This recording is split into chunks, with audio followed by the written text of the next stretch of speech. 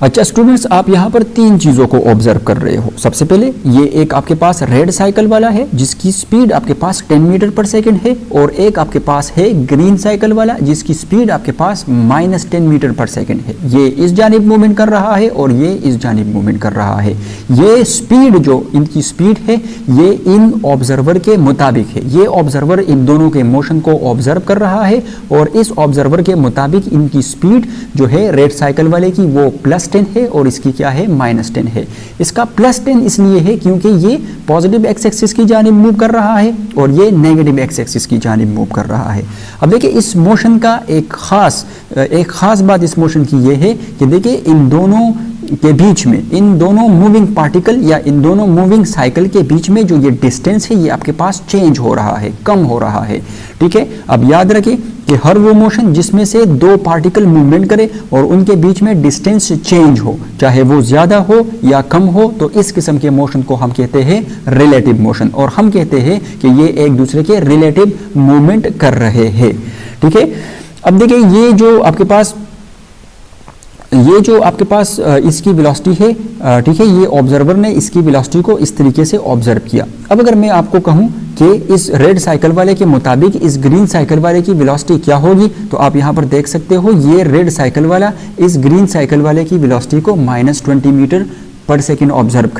कर रहा होगा। इसको ऐसा लग रहा होगा कि ये 20 मीटर पर सेकंड की हिसाब से इस जानिब आ रहा है। इसको क्यों ऐसा लगेगा? क्योंकि 10 मीटर पर सेकंड इसकी अपनी वेलोसिटी है जो कि इस डायरेक्शन में होगी और इसकी 10 मीटर जो है वो इसकी अपनी वेलोसिटी है, तो दोनों वेलोसिटीज यहाँ पर आपके पास ऐड हुई है। ठीक है, अगर और सिमिलरली यहाँ पर इस ग्रीन वाले को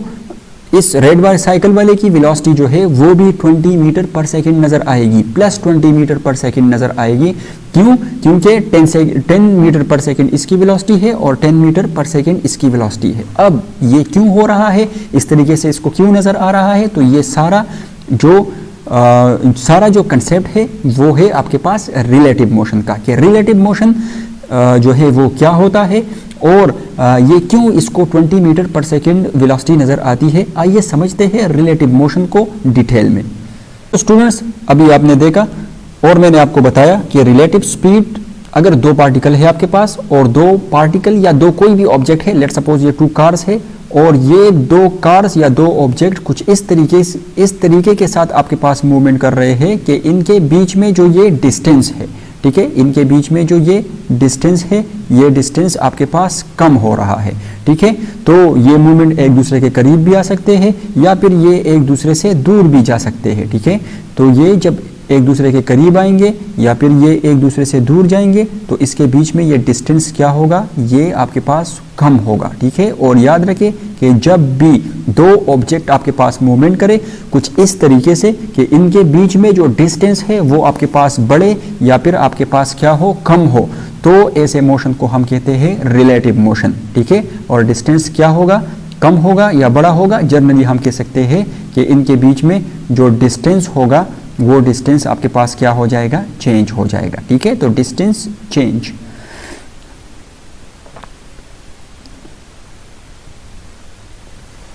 ठीक है, अब दो पार्टिकल के बीच में जो मूवमेंट कर रहे हैं कुछ इस तरीके से कि इनके बीच में डिस्टेंस चेंज हो, तो वो हमारे पास कहलाएंगे रिलेटिव मोशन। ठीक है, या हम कहेंगे कि ये दो पार्टिकल रिलेटिव स्पीड में है, ये रिलेटिव स्पीड के साथ मूवमेंट कर रहे हैं। अब यहाँ पर देखिए, लेट सपोज कर ले कि हमारे पास एक सोर्स है और वो सोर्स कहाँ पर है, वो सोर्स हमारे पास है सेंटर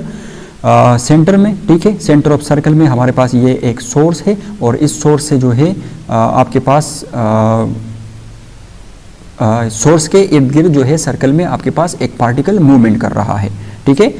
अब ये पार्टिकल जो है पहले इस पॉइंट पर था और फिर इस पॉइंट से यहाँ पर आया और फिर यहाँ पर आया। ठीक है, और फिर ये पूरे सर्कल में जो है आप हमारे पास मूवमेंट कर रहा है। ठीक है, तो एक पार्टिकल यहाँ पर है और एक पार्टिकल, एक ऑब्जेक्ट जो है वो सर्कल में मूवमेंट कर रहा है। ठीक है, तो अब अगर मैं आपको बताऊंगा कि क्या ये दोनों पार्टिकल रिलेटिव मोशन परफॉर्म कर रहे हैं, तो इसमें आपका आंसर होना चाहिए कि नो। क्यों? क्योंकि देखिए दोनों पार्टिकल के बीच में डिस्टेंस जो है, जिसको हम d कहते हैं, ये डिस्टेंस हर एक पॉइंट पर ये डिस्टेंस आपके पास क्या है, सेम है। ठीक है, आप यहाँ पर देखें तो यहाँ पर भी डिस्टेंस सेम है, यहाँ पर देखें तो यहाँ पर भी डिस्टेंस सेम है, सही है। तो particle moving in a circle और एक पार्टिकल अगर सेंटर में हो, ठीक है, तो इन दोनों के बीच में रिलेटिव मोशन जो होगी वो आपके पास क्या होगी, वो जीरो रिलेटिव मोशन होगी, सही है। ठीक इसी तरीके से अगर आपके पास एक जो है कोई भी ऑब्जेक्ट है, ठीक है, और एक दूसरा ऑब्जेक्ट है और दोनों ऑब्जेक्ट सेम स्पीड के साथ मूवमेंट कर रहे हैं आगे की जानिब, दोनों ऑब्जेक्ट की स्पीड कितनी है, सेम है, इसका स्पीड भी v और इस ऑब्जेक्ट का स्पीड भी v, तो इनके बीच में जो ये डिस्टेंस रहेगा, ये डिस्टेंस हमेशा क्या रहेगा, कांस्टेंट रहेगा, इस डिस्टेंस में कोई चेंज नहीं आएगा। तो ये आपके पास जो है रिलेटिव मोशन कंसीडर नहीं किया जाएगा और ये एक दूसरे के रिलेटिवली मूव नहीं करेंगे और ये एक दूसरे के रिलेटिव में क्या होंगे, रेस्ट में होंगे, ठीक है। अब देखिए यहाँ पर कि अगर मैं आपसे कहूँ कि दो ऑब्जेक्ट एक दूसरे के करीब आ रहे हैं या दो ऑब्जेक्ट जो है वो एक दूसरे से दूर आ रहे हैं तो इसकी रिलेटिव वेलोसिटी क्या होगी, ठीक है। अब लेट सपोज कर लें कि दो ऑब्जेक्ट है, ठीक है, और ये दो ऑब्जेक्ट जो है ये एक दूसरे के करीब आ रहे हैं, ठीक है, तो इसकी रिलेटिव वेलोसिटी क्या होगी। लेट सपोज करें कि ये v1 वेलोसिटी के साथ मूवमेंट कर रहा है और ये v2 वेलोसिटी के साथ मूवमेंट कर रहा है और ये एक दूसरे के करीब पहुंच रहे हैं, ठीक है। तो इनकी जो रिलेटिव वेलोसिटी होगी v रिलेटिव वेलोसिटी, तो रिलेटिव वेलोसिटी के लिए सबसे पहले आपको ये किस लिहाज से, तो relative velocity with respect to particle A, इसको पार्टिकल ए नाम दे दिया मैंने और इसको पार्टिकल बी नाम दे दिया, ठीक है। तो पार्टिकल ए के रिस्पेक्ट में पार्टिकल बी की वेलोसिटी क्या होगी, पार्टिकल ए पार्टिकल बी की वेलोसिटी को कैसे ऑब्जर्व करेगा, तो ये इसकी वेलोसिटी को तेज ऑब्जर्व करेगा क्योंकि ये इस जानिब जा रहा है तो ये इस जानिब आ रहा है, तो यहाँ पर अगर कोई ऑब्जर्वर होगा तो उसको इस ऑब्जेक्ट की वेलोसिटी ज़्यादा नजर आएगी। तो इसका मतलब है कि रिलेटिव वेलोसिटी यहाँ पर आपके पास क्या होगी, v1, ठीक है, प्लस v2 हो जाएगी, सही है।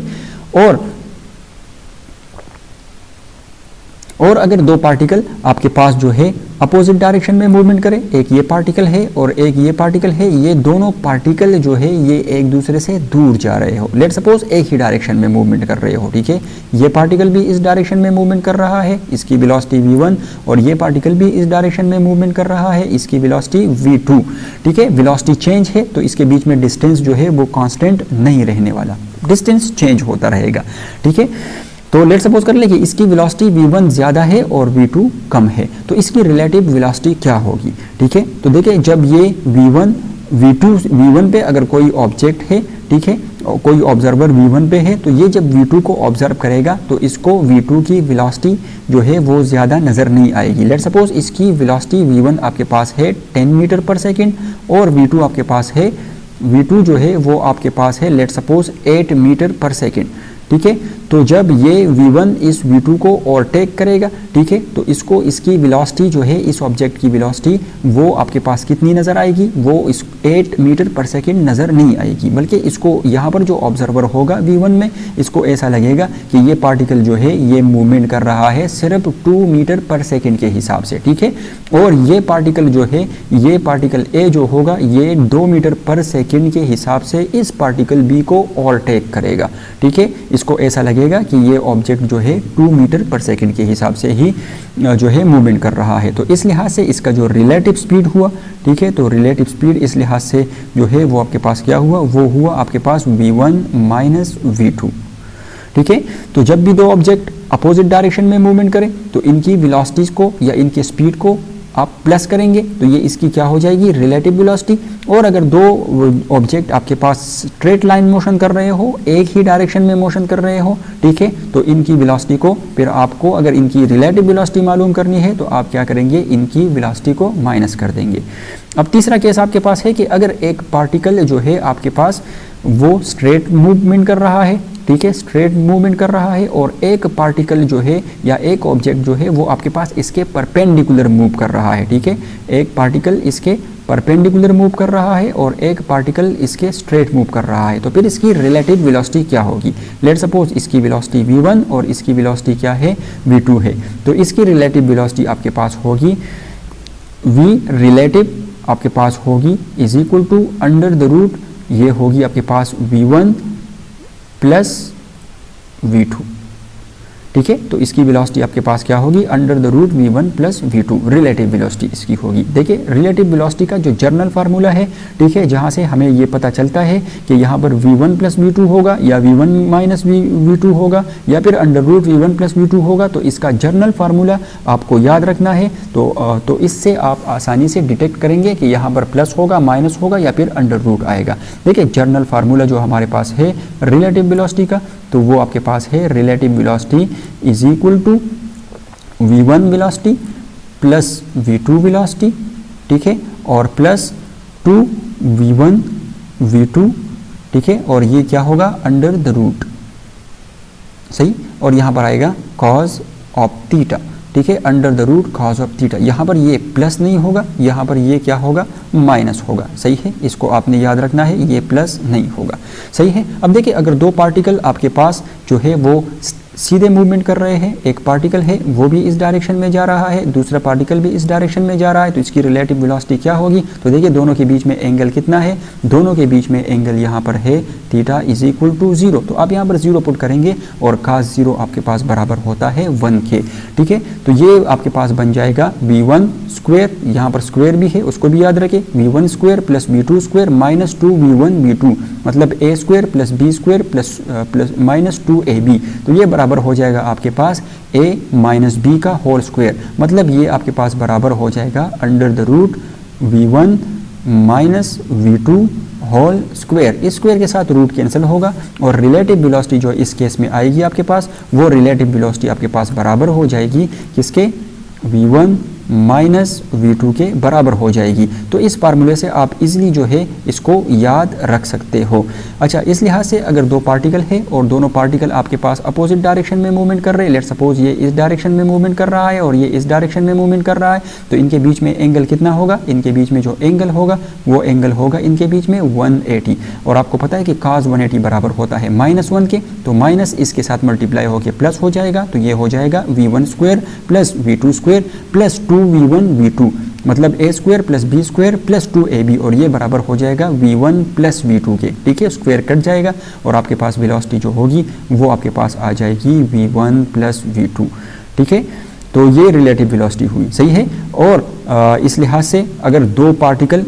परपेंडिकुलरली मूवमेंट कर रहे हो, एक इस डायरेक्शन में और एक आपके पास ऊपर की डायरेक्शन में, तो इनके बीच में एंगल कितना होगा, जाहिर सी बात है 90 होगा एंगल। तो आप क्या करें, इस फार्मूले में 90 पुट कर दे, तो cos 90 आपके पास बराबर होता है 0 के, ठीक है। तो ये पूरा का पूरा टर्म आपके पास क्या हो जाएगा, ये 0 हो जाएगा और आपके पास क्या बचेगा, आपके पास बचेगा v relative is equal to under the root v1